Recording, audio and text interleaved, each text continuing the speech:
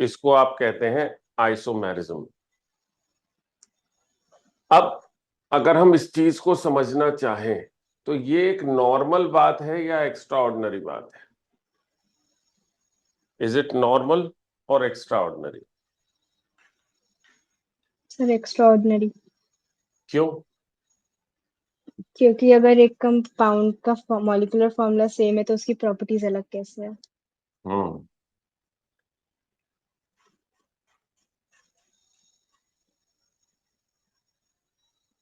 So it is certainly extraordinary because in chemistry जो general perception है वो क्या है?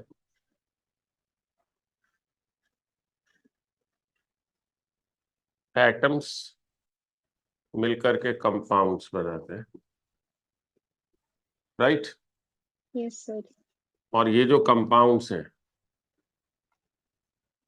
ये compounds show the properties of atoms in general. Means compounds में जो कॉम्बिनेशन होता है उस कॉम्बिनेशन से हमें डिफरेंट प्रॉपर्टीज देखने को मिलती हैं। बट रियल में अगर मैं बात करूं तो वहां जो सिचुएशन है वो ऐसी है कि जो कंपाउंड्स हैं उनकी प्रॉपर्टीज वास्तव में एटम्स की प्रॉपर्टीज है, थोड़ा बहुत कॉम्बिनेशन का फर्क है। फॉर एग्जाम्पल, अगर मैं बोलता हूं NaOH प्लस HCl, ये मिलकर के NaCl बनाते हैं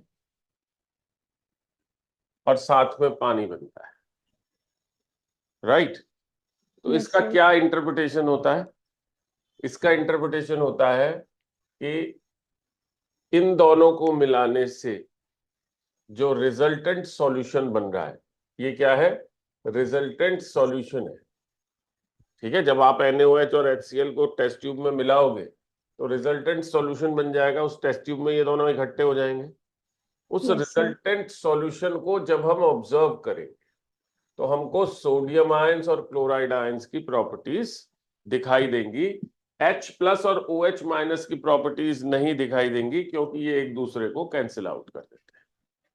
ठीक है, तो एक नॉर्मल या जनरल परसेप्शन ये है कि कोई भी कंपाउंड होगा तो उसके अंदर जो प्रॉपर्टीज होंगी वो वास्तव में एटम्स की प्रॉपर्टीज होंगी। फॉर एग्जांपल NaOH है, ये सोडियम और हाइड्रोक्सिल आयंस की प्रॉपर्टीज दिखाता है। हाइड्रोक्सिल आयंस में भी अगर आप देखोगे तो ऑक्सीजन और हाइड्रोजन की प्रॉपर्टीज अलग अलग नहीं है, बॉन्डिंग की वजह से वो OH या हाइड्रोक्सिल आयंस की प्रॉपर्टीज कही जाती है। ठीक है, आया ना? Yes sir. समझ में आ रही थी बात? हाँ जी सर। बट ऑर्गेनिक कंपाउंड्स में क्या है? जब आप ऑर्गेनिक कंपाउंड्स को देखते हैं तो उनमें एटम्स मोर और लेस सेम है, कार्बन और हाइड्रोजन सब में प्रेजेंट है। यस ठीक है, सर। फिर ऑक्सीजन हो गया, हैलोजन हो गया, नाइट्रोजन हो गया, सल्फर हो गया या कहीं कहीं फास्फोरस हो गया। सभी ऑर्गेनिक कंपाउंड्स जिनकी जो अगर हम काउंटिंग करें, जिनका अगर हम नंबर देखें तो वो मिलियंस में है, उनकी जब हम एटॉमिक पार्टिसिपेशन देखते हैं उनके अंदर तो हमें इन एटम्स का पार्टिसिपेशन मेजरली मिलता है। दैट मीन्स सबकी प्रॉपर्टी सेम होनी चाहिए अगर हम एटम वाइज बात करें। ठीक है, बट वहां प्रॉपर्टीज में डिफरेंस हमें जो देखने को मिलता है वो वास्तव में किस वजह से देखने को मिलता है, अब यहां पे इसी में आगे जाएंगे। Due to difference in their 2D या 3D स्ट्रक्चर्स। उनके 2D या 3D स्ट्रक्चर्स में जो डिफरेंस है वही हमें उनकी प्रॉपर्टीज में देखने को मिलता है, राइट? इसका Yes, sir. सीधा सा क्या इंटरप्रिटेशन हुआ? इसका सीधा सा इंटरप्रिटेशन हुआ ऑर्गेनिक कंपाउंड्स की जो प्रॉपर्टीज है, इनऑर्गेनिक कंपाउंड्स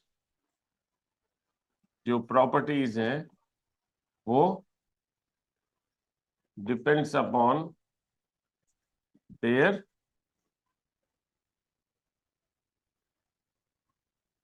टू डी और 3D स्ट्रक्चर्स।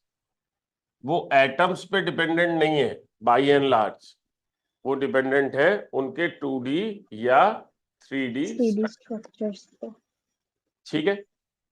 Yes, sir. अब जब आप आइसोमर्स को या आइसोमेरिज्म को देखते हो तो ये दो टाइप की है, स्ट्रक्चरल और stereo.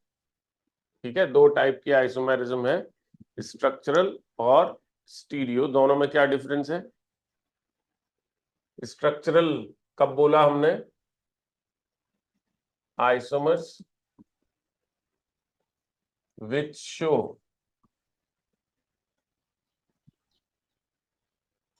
difference in properties due to difference in their 2D structures।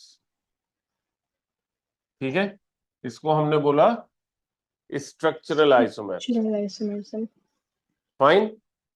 Yes, sir. Stereo word जो है ये कहां से आता है जानते हो? नहीं. आपने सुना होगा ना, स्टीरियोफोनिक साउंड, सुना है? नहीं. स्टीरियोफोनिक साउंड नहीं सुना. है? नहीं सुना, स्टीरियोफोनिक सर. साउंड नहीं सुना? गाने नहीं नहीं. सुनती? सुनते हो नहीं गाने? सुनती हूँ. तो गाने जब सुनते हो तो उसमें साउंड कैसी आती है? अगर आपके कमरे में दो स्पीकर्स रखे हो तो साउंड किस तरह की आएगी?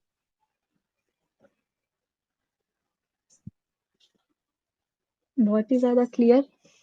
और इसके अलावा ऐसा नहीं लगेगा कि आप किसी कमरे में बैठे हो, कोई तबला बजाने वाला एक तरफ बैठा है तो उधर की तरफ तबला बजाने की आवाज आ रही है, घुंघरू बजाने वाला दूसरी तरफ बैठा है तो घुंघरू की आवाज आ रही है दूसरी तरफ से? ऐसा नहीं होता है? होता है. होता है ना? Yes, sir. जब हम शुरुआत में गाना सुनते थे तो ऐसा नहीं होता। जब हमने गाना सुनना शुरू किया या जब आप पुराने गाने देखोगे तो पुराने गानों में ऐसा नहीं होता है। आज की डेट के गानों में होता है, क्योंकि आज की डेट के गानों में स्टीरियोफोनिक साउंड होती है। और स्टीरियो जो वर्ड है इसका मतलब है 3 डायमेंशनल।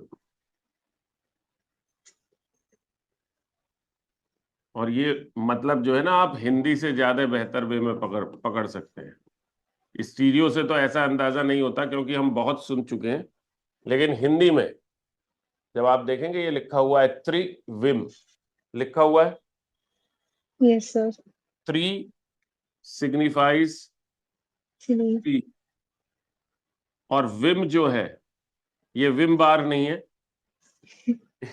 बेसिकली विमा से आया है। विमा हिंदी में कहते हैं डायमेंशंस। ठीक है, ओके, विमा सर. जो है ये हिंदी में कहते हैं डायमेंशंस को। तो बेसिकली स्टीरियो जो वर्ड है इसका मतलब है 3 डायमेंशनल। ठीक, क्लियर है? Yes, sir. That simply means isomers which show difference in properties due to their 3D structures। इसको हमने कहा स्टीरियो आइसोमेरिज्म। ठीक है, क्लियर है? Yes, sir. स्ट्रक्चरल आइसोमेरिज्म को फर्दर देखेंगे तो आपको दिखाई देगा कि ये चेन आइसोमेरिज्म हो सकती है, पोजीशन आइसोमेरिज्म हो सकती है, फंक्शनल आइसोमेरिज्म हो सकती है, ठीक, मेटामेरिज्म हो सकती है, टॉटोमेरिज्म हो सकती है, राइट, और yes sir. Ring chain isomerism. कितने तरह की स्ट्रक्चरल आइसोमेरिज्म आपने पढ़नी। स्टीरियो आइसोमेरिज्म को जब हम देखते हैं, ये दो तरह की है, ज्योमेट्रिकल और ऑप्टिकल, ठीक है, हाँ है ना। Yes sir. One by one हम लेकर के चलते हैं। सबसे पहले चेन आइसोमेरिज्म को लेके चलते हैं।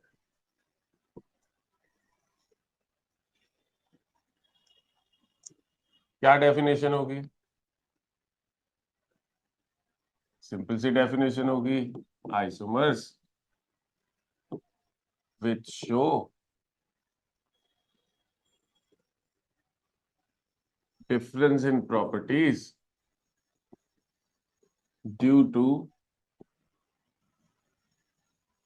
different carbon skeleton। Chain isomerism है तो कार्बन स्केलेटन डिफरेंट होगा, राइट। Yes sir. अब कार्बन स्केलेटन में चेंज आने से प्रॉपर्टीज में किस तरह का चेंज आ जाएगा, ये सोचने की बात है, ठीक है।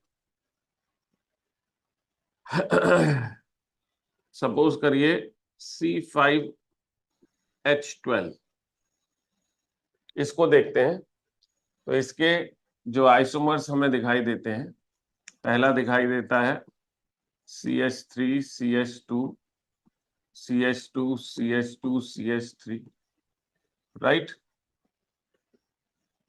यस और नो।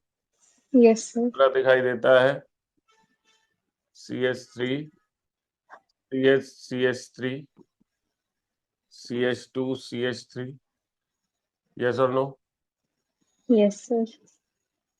और जो तीसरा दिखाई देता है दैट इज CH3 CH3, ये तीनों के तीनों C5H12 के chain isomers, right. Yes sir.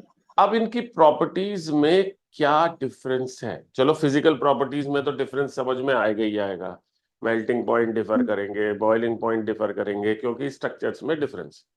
क्या यस इनकी सर। केमिकल प्रॉपर्टीज में भी डिफरेंस है?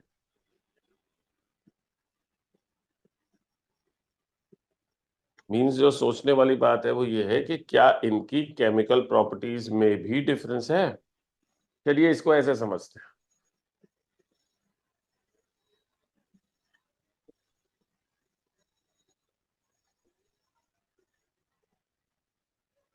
मैं सेम रीजेंट तीनों आइसोमर्स पे लगाता हूं, ओके सर।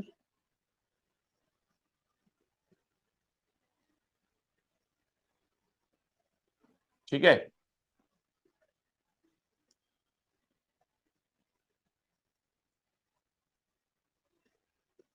आपने बताना है कि जो प्रोडक्ट की पॉसिबिलिटीज है वो क्या होंगी। मैंने सेम रीजेंट लगाया Br2 1 मोल, इसका मतलब जहां कहीं भी इस रिएक्शन में ये 1 मोल लिखा हो, इसका मतलब क्या होता है? अगर किसी रिएक्शन में 1 मोल लिखा है, ठीक है, तो उसका मतलब है कि एक मॉलिक्यूल के इफेक्ट को आपने देखना है, ठीक है। 1 मोल का मतलब है कि यहां पे आपको बताया एल्केन्स में रिप्लेसमेंट रिएक्शन होती है, एल्केन्स तो 11th में पढ़ के आए ना। Yes sir. तो एक हाइड्रोजन एक Br से रिप्लेस करके प्रोडक्ट बनाने हैं, ठीक है। एक हाइड्रोजन एक Br से रिप्लेस करके प्रोडक्ट बनाने, कितनी पॉसिबिलिटीज हो सकती हैं ये बताना है। How many possibilities are there, ठीक है ना। Okay sir. बताओ। अच्छा, हर एक का अलग अलग बताना है? हर एक का अलग अलग बताना? बिल्कुल, तभी तो पता लगेगा कि सेम रिजल्ट आ रहे हैं या डिफरेंट रिजल्ट आ रहे हैं। पहले वाले का चलो मैं बता देता हूँ, पहले? अच्छा। फर्स्ट वाले का चलो मैं बता देता हूँ। यहाँ 3 पॉसिबिलिटीज हैं, CH3 CH2 CH2 CH2 CH2Br, एक ये पॉसिबिलिटी है। Yes sir. दूसरी पॉसिबिलिटी है CH3 CH2 CH2 CHBr CH3, right. और तीसरी यस सर। पॉसिबिलिटी है CH3 CH2 CHBr CH2 CH3, ये 3 पॉसिबिलिटीज है जी, ठीक है जी। तो सर इसमें फोर्थ वाले में क्यों नहीं लग सकता, लाइक राइट से चल रहे हो तो? A very nice, very good question. Fourth वाले में आप लगाओ, और लगाने के बाद सेकंड वाला और फोर्थ वाला इन दोनों के IUPAC नेम लिखो। आप फोर्थ वाले में लगाओ, बिल्कुल लगाओ, आई एग्री। फोर्थ वाला जो कंपाउंड बनेगा वो ऐसा बनेगा ना, CH3 CH3 CHBr CHBr। CH2 CH2 CH3, है ना। इसका IUPAC नेम लिखो, और ये जो सेकंड वाला बना है इसका IUPAC नेम लिखो, फटाफट लिखो। सर दोनों का ही तो 2 ब्रोमो पेंटेन होगा। अगर दोनों का नाम 2 ब्रोमो पेंटेन है तो इसका क्या मतलब है, जब किन्हीं दो कंपाउंड का या दो स्ट्रक्चर्स का IUPAC नेम सेम होता है, इसका मतलब कंपाउंड सेम है। अच्छा, सही बात है। यस और नो? Yes sir. मीन्स जो समझने वाली बात है वो क्या है कि इसके अंदर एक एक ये दो पोजीशन सिमिलर है, ठीक है। यहां पे यही सीखना है, ये दो पोजीशन सिमिलर है और ये पोजीशन डिफरेंट है, इसलिए 3 आइसोमर बने। Got it? Yes sir. अब दूसरे वाले में बताओ, तीसरे वाले में बताओ, फटाफट बताओ। ये दोनों पोजीशन सिमिलर है, ठीक है। 1 और 1 अगर इसे मानते हो तो 1 और 1 ये सिमिलर है, ये 2, ये 3 और ये 4, यस सर। ठीक है। हाँ जी सर। ठीक है ना। तो अब आप देख रहे हो इसके अंदर 3 आइसोमर्स पॉसिबल हुए, एक ही रीजन पे 3 कंपाउंड की पॉसिबिलिटी है सिमिलर कंडीशन में। इसमें एक की पॉसिबिलिटी है और इसमें यस सर। 4 की पॉसिबिलिटी है, राइट। तो अलग अलग हो गए तीनों। Yes sir. तो फिजिकल प्रॉपर्टीज ही डिफर नहीं कर रही, केमिकल प्रॉपर्टीज भी डिफर कर रही हैं और सिग्निफिकेंटली डिफर कर रही हैं। Yes sir. और ये वाला क्वेश्चन बहुत बार आया हुआ है कि C5H12 का वो कौन सा आइसोमर है जो सिर्फ एक मोनो सब्स्टिट्यूशन प्रोडक्ट देगा।